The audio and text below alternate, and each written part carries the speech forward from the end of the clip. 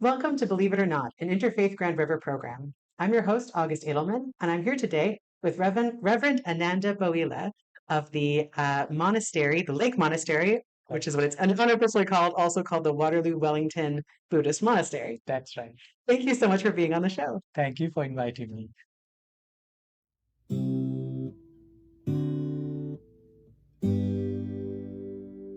So, can you tell me a bit about yourself? What do you do when you're not here? Right. So I'm a Buddhist monk, hence the robe. And our organization goes by the official name of Waterloo Wellington Buddhist Monastery and Meditation Center, Oh, WWB MNC, right?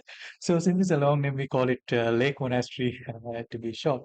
So as a Buddhist monk, it's a little different from most of the clergymen. We mostly have a very free schedule. And we do our own practice of meditation, our own reading. And as we go on, maybe I'll try to tell more about my lifestyle yeah, so that it will be absolutely. a great understanding about how a Buddhist monk operates. Yeah. So usually monasteries have their own different schedules, starting roughly from 6 in the morning to about 6:30 in the evening. So we wake up in the morning and I will talk about the first monastery I stayed, which was a cave. There was nothing. It's literally in the middle of the jungle, and it's just a cave monastery. So there, and in the middle of the jungle where elephants are roaming in Sri Lanka. So what would happen there is that we wake up and then we go on this alms round called the Bhiksha. That is how the monks get their daily food.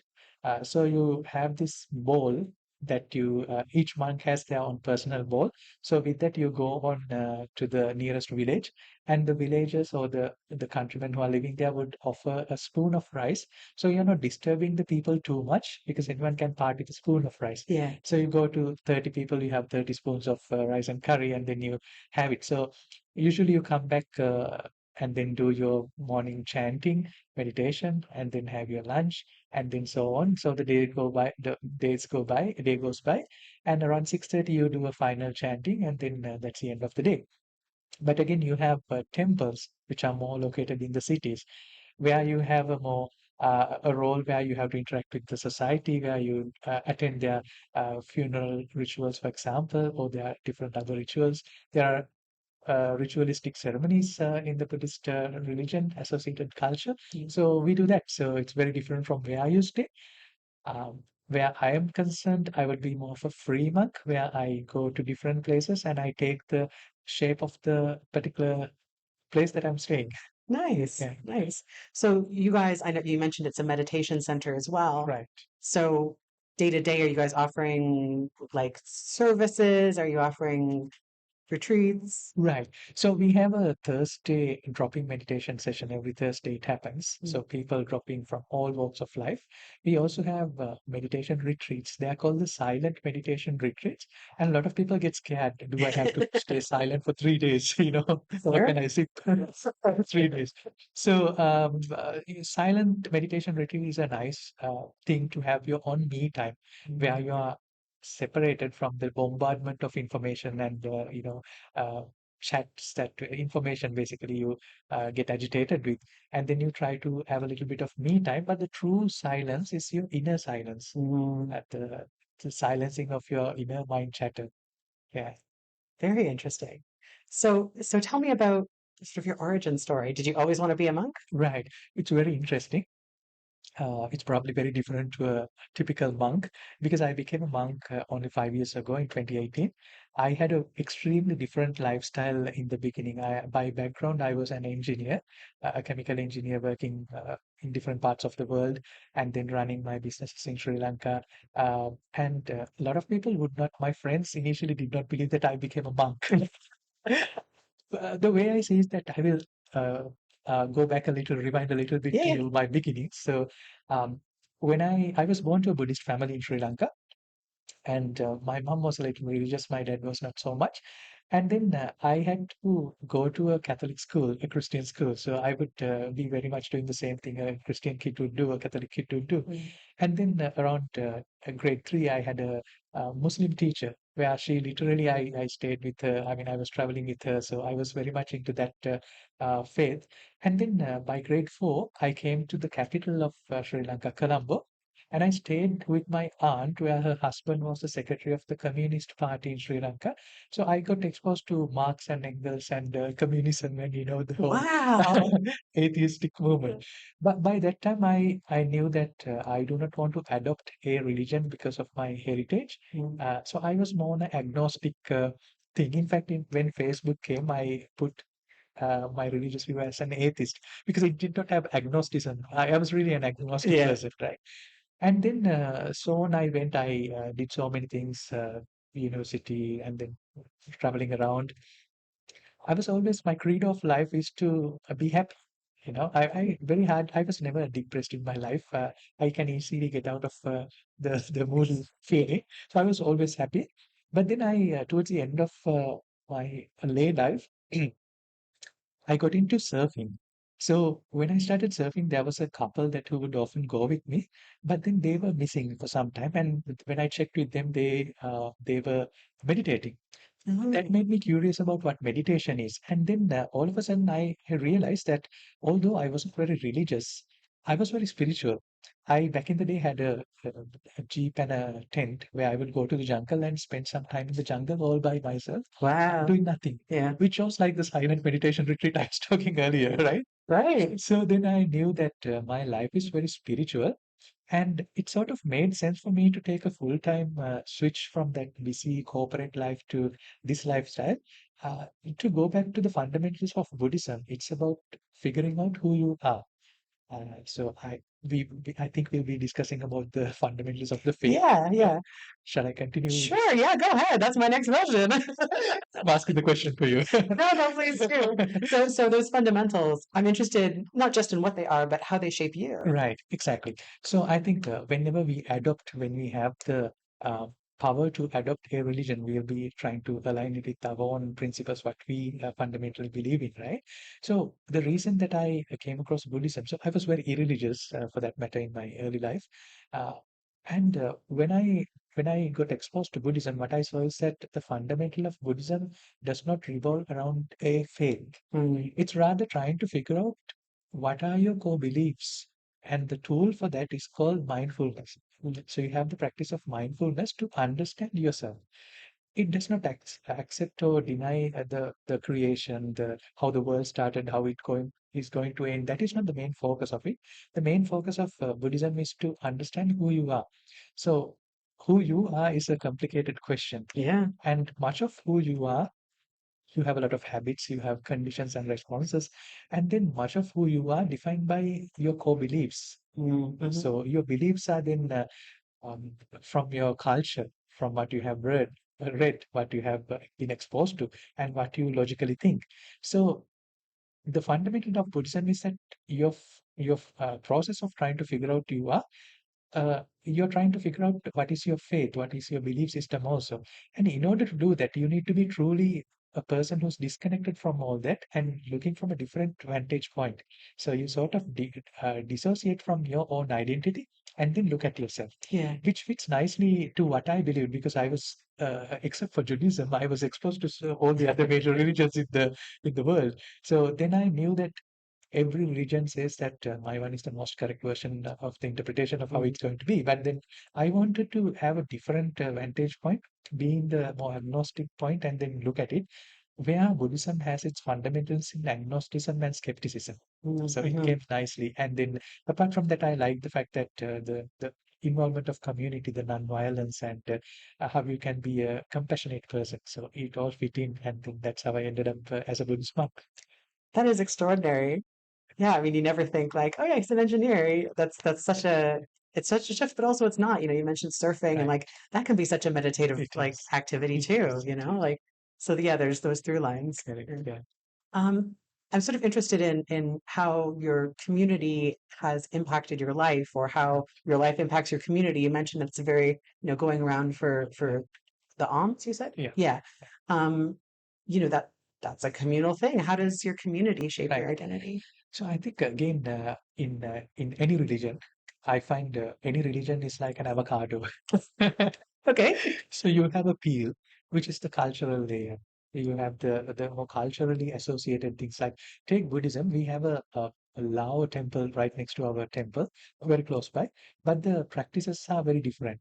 The rituals are different because it's more influenced by the culture. Right. And then you have the pulp, which is the fleshy part, which I think is the more therapeutic part in any religion. When you have a heartache or when you have a stressed out situation, you will go to that religion and then you seek for solace. So there's a therapeutic area in the religion.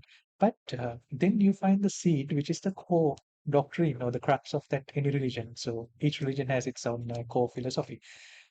So that is how I see when you look at the avocado from the outside, you see one layer, but you open it, you see a different layer. You open it, you see a deeper layer.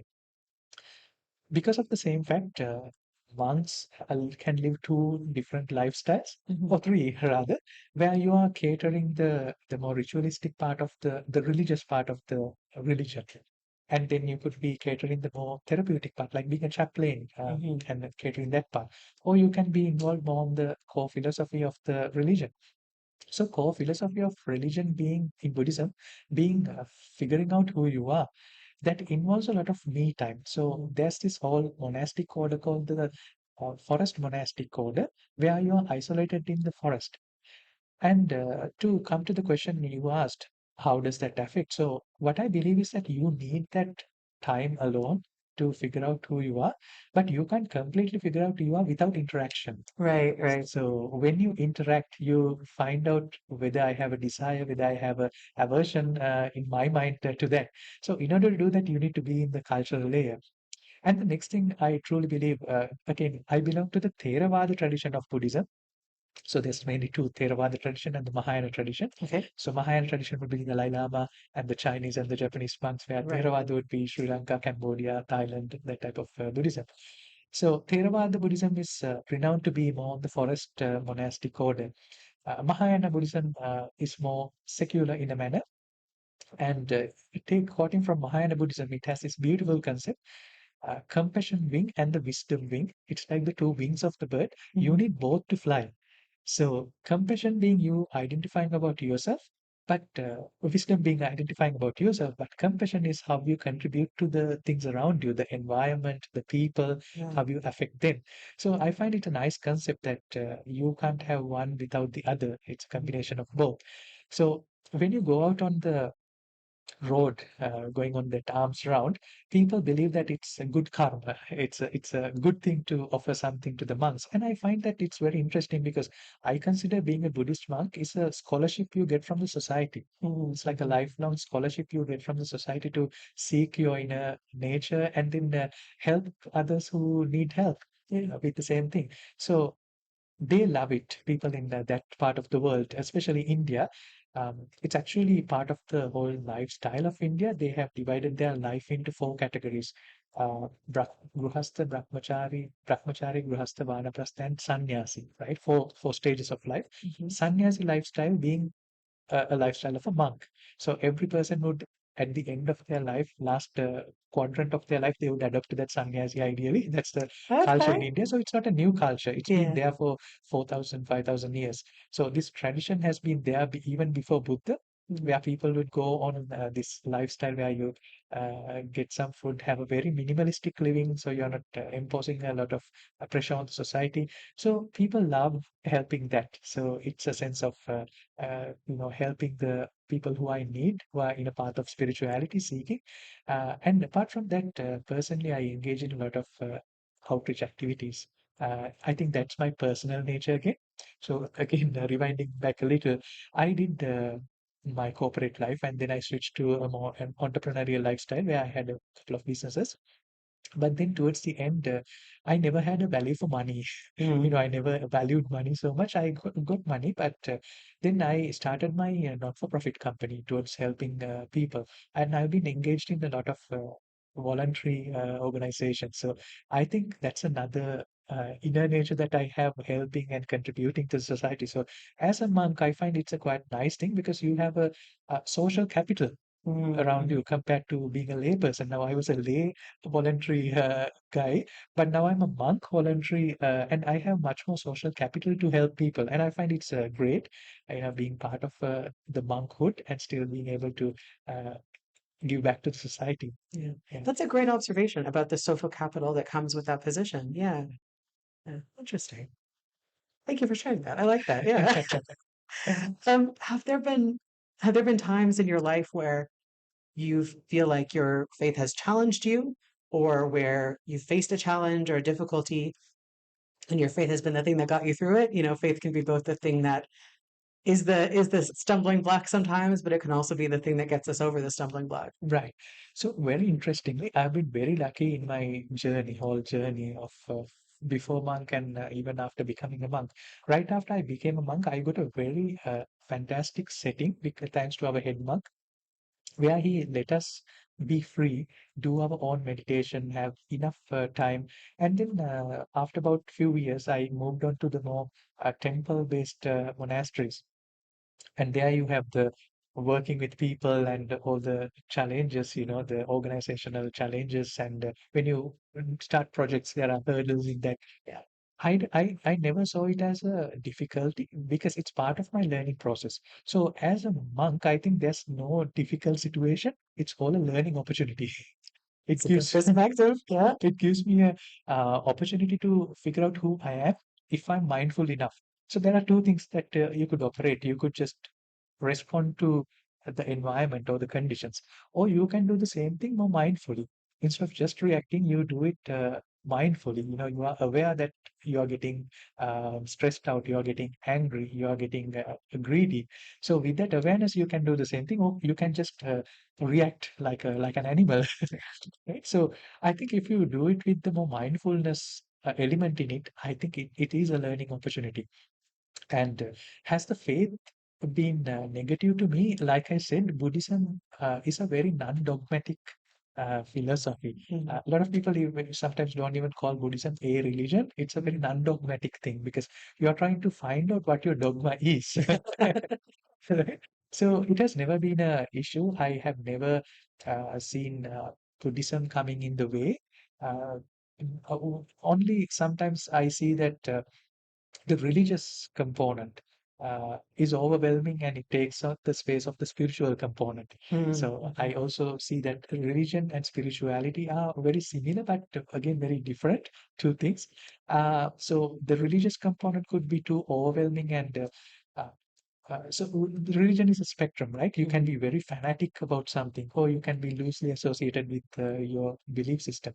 So in that range, I think sometimes you come across people who are being very cultural, traditional, but they don't understand it's only pertaining to a part of thinking or part of geography. Right. Yeah. So, but I have never come across really a challenge. I always found learning opportunities.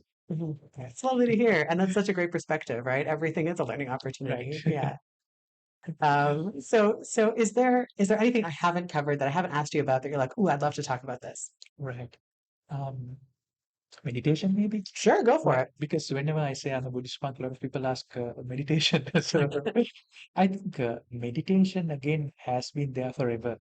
It's just Buddha gave a different interpretation to that. But I will speak about meditation because that's the thing that a monk has to cover. Right? So meditation has two sides to it. One side is called vipassana, another type is called samatha, by two different old Pali names. Pali is the religion where the scripture is orally transferred, then later on Okay. written down, Pali canon. Pali is like Hebrew, except it stayed in India 2,500 years ago. Sanskrit and Pali.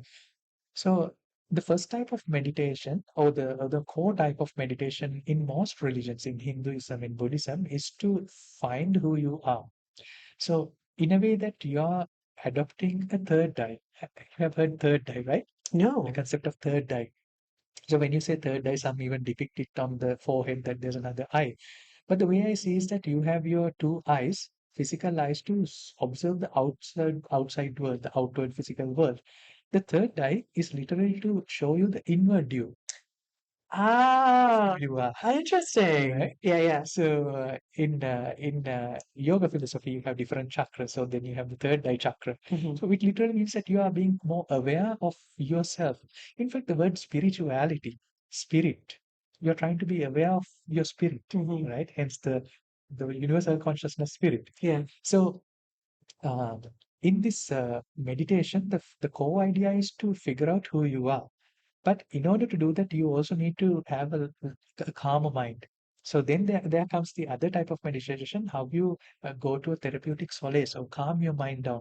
I'll take an example, but because we are lake monastery, our lake is quite murky. There's a lot of mud in it. So if the true self, the true nature of you is the bottom of the lake, you can't see it because there's so much of mud and murkiness, turbidity in there. But if you can settle them down, you can see like the Tobimori where it's crystal clear. Yeah, yeah. So we do this experiment when we were kids, where you put dirt and shake in a glass beaker, and then you leave it to settle. Yeah. So when you leave it to settle, it would settle down to different layers, and then you can see through clearly. So the same way, in order to see who you are deep down, you need to have a little bit of calmness, peace also. So the second type of meditation, which is mostly used in the world right now, is the therapeutic meditation, Right. where you find calmness and peace. But the original meditation is to figure out who you are. So you find this in the path of that. I often find it's like the petroleum industry, where the original purpose is to get gasoline, right? But right now in this room, we have more plastic than gas, which is a byproduct of that. Right, right. So the original idea of that meditation in Hinduism, in Buddhism, is called Atma Vichara, which again means being spiritual, trying to figure out who you are. In that process, you find this therapeutic part where you, simply put, you know how to compartmentalize. Just before this chat happened, something major happened in our lives. But for a moment, I know how to disconnect from all that, compartmentalize, and then be in this moment without bringing that baggage from the past, Right. or trying to bring my contemplations about what's going to happen afterwards. Right. Right. So that's the second type of meditation, which is the mostly known type of meditation. And some even interpret being in the present moment. But there's nothing called present moment. There's no Yeah. point of time called present moment. We are exposed to a continuous stream of a flux of things, Yeah, right? yeah. So it's about how you observe this experiences. And often in that meditation, what you do is, right now, the sensation on our feet is absolutely neutral. There's nothing good or bad about it. So for a moment, if you can tune into that experience, right? Or the noise, the subtle noise at our nostrils when we breathe, it's Yeah. very neutral, and it's not even us thinking and doing it. It's very automatic, neutral. If you can bring your mind and park it over there, you'll be away from all these other things which happens in the past or in the future. And I find if a person thinks too much about his past, it's called depression. Yeah. And if you think too much about your future, it's called panic attacks and anxiety. Two major disorders. Yeah, yeah. So if you can bring your mind to a very neutral phenomena which is happening around you, which is very neutral, you're free from that. So in a way, you are putting your mind to sleep while you are awake, Interesting. right? Yeah. And that's not a solution for things which are happening around you, but it's just a temporary solace. Now that's good. It's like after a hard day of labor, we take a quick power nap and you wake up rejuvenated. Yeah. So the same effect is there with that other type of meditation I mentioned, the therapeutic type of meditation. Yeah, so that's meditation. Wow, that's fascinating. Thank you. I think, yeah, because I certainly didn't know, oh, there's all these different types but that's great metaphors. The petroleum industry, who would have thought? That's really interesting. Um, is there anything you would like to say to the people at home as sort of a last statement at the end of our Right. What I would really love to say is that a lot of us, because we are interfaith Grand River, Yeah. right? I find that a lot of people do not eat the avocado properly. Go beyond this peel. Find therapeutic part of your religion, and then go to the core of that religion. And I can't remember who said this.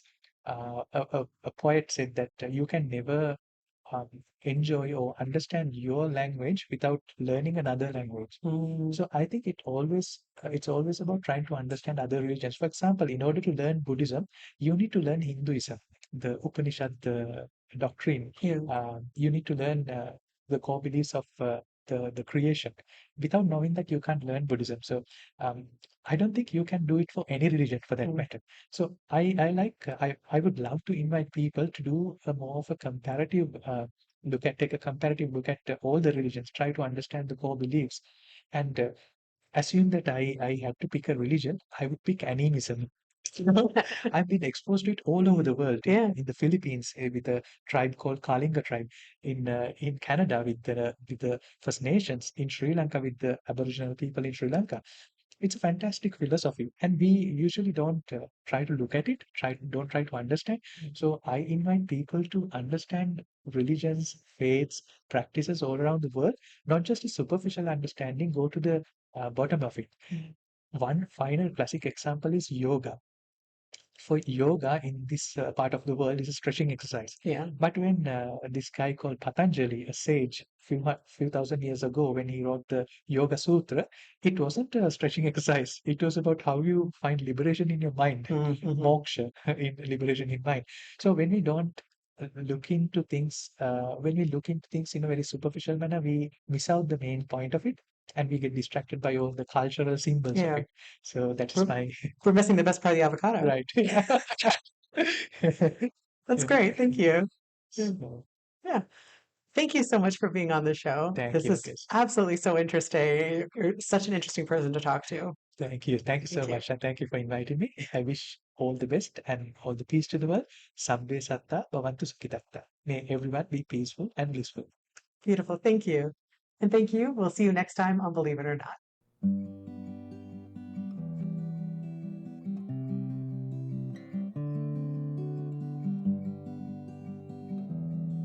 That was great. Yeah, Thank you so much. 26 minutes went really fast. Yeah.